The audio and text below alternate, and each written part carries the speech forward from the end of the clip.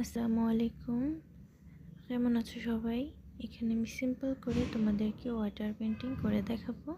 তো ফার্স্টে আমি দেখো ব্লু কালার দিয়ে আকাশের মেঘটা দিয়ে নিয়েছি। কালারটা ব্লু দিয়েছি ওপরে, এর মাঝে আমি লাইট ইয়েলো যে একটা আছে ওইটা দিলাম, তার নিচে পিঙ্ক কালার দিব। তো এখন আমি পিঙ্ক কালার দিয়ে সুন্দর করে ব্লেন্ড করে নিয়ে নিচের দিকে ইয়েলো দিব, সাথে একটু ব্লু মিক্সড করেছি, এজন্য কালারটা গ্রিন লাগছে একদম নিচে। তো এখানে আমি অলিভ কালারের সাথে একটু ব্ল্যাক মিক্সড করে আমি পাড়টা এঁকে নিচ্ছি। আমি দূরে আরেকটা পাড় দিব এবং তার সাথে আরেক পাশে আমি পাহাড় এঁকে নিব। ওইটা থাকবে হচ্ছে ব্ল্যাক কালার দিয়ে দাগ দিয়ে পাহাড় এঁকে নিচ্ছি। তো দেখো এই যে আমি এখানে ছোট করে পাহাড় আঁকবো। তো পাহাড় আঁকা অনেকটা ইজি, একটু উঁচু নিচু করে দাগ দিয়ে দিলে খুব সুন্দরভাবে হয়ে যায়। তো এখানে আমি দুটো নারকেল গাছ আঁকবো।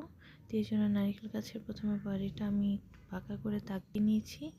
এখন দূরে একটি বট গাছ আঁকবো, ওইখানে আমি বট গাছের ডাল দিয়ে দিলাম। তো নারকেল গাছের পাতা দেওয়ার জন্য ফার্স্টে আমি ডাল এঁকে নিচ্ছি। তো দেখো রং দিয়ে আমি ডালটা এঁকেছি এবং পাতাটা দিয়ে দিচ্ছি।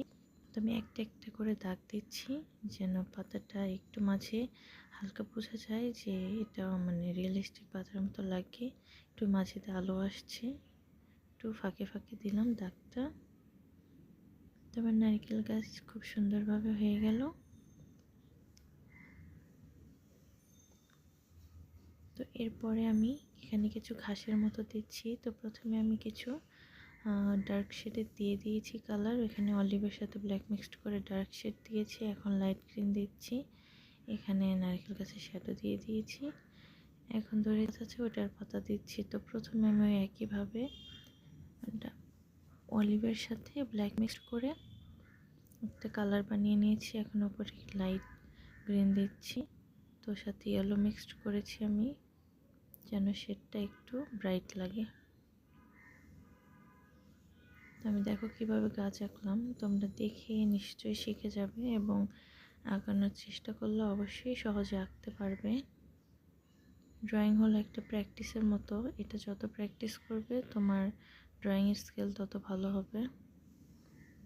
তো অবশ্যই চেষ্টা করবে বেশি বেশি ড্রয়িং করার, তাহলে অবশ্যই তুমিও ভালো করতে পারবে। তো আমি এখানে কিছু ঘাস দিয়ে দিলাম। তো আমার সিম্পল পেন্টিং ইজ রেডি। তো কেমন লাগলো অবশ্যই জানাবে এবং একটি লাইক করবে। ভালো থাকবে সবাই।